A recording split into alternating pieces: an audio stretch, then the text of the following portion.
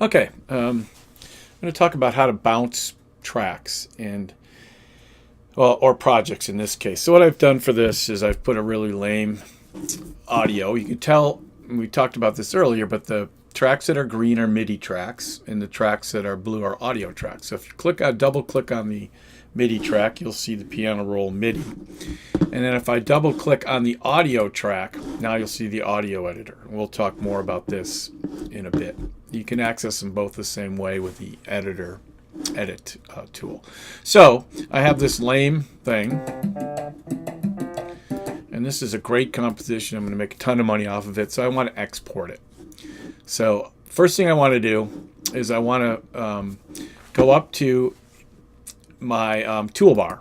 I'm going to click on my toolbar, and if you'll notice, I want to bounce this track down. So there's a shortcut to do this. It's in the toolbar, but it's not showing. So I'm going to go Control click anywhere on the toolbar. We've talked about this. I'm going to customize toolbar, and I'm going to select bounce. So it now shows up on my toolbar. So you can see that there it is right there, bounce.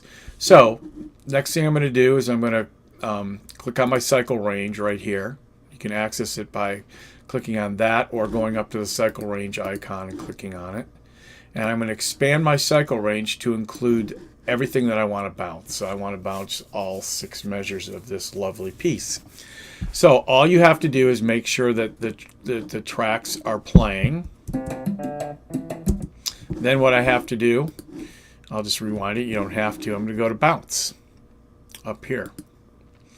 And you're going to get a bounce window. So in this case, it's telling me it's a WAV file, 16-bit, because I'm working in 16-bit. Usually I work in 24, but it doesn't matter. You can change it, whatever you want to change it, whatever your client wants to. And you can add it to your project or add to iTunes.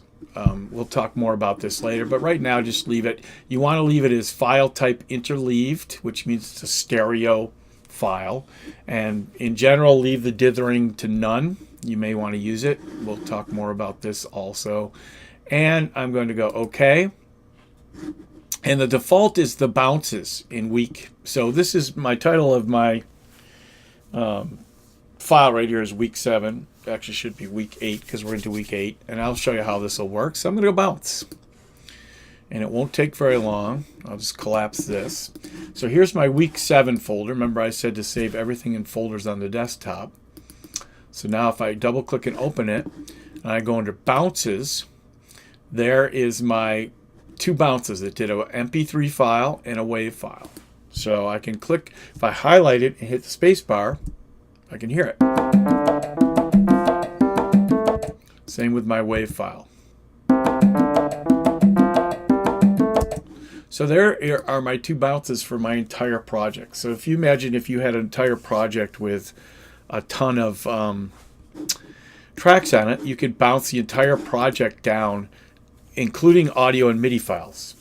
You don't have to turn the MIDI files into audio files by doing this bounce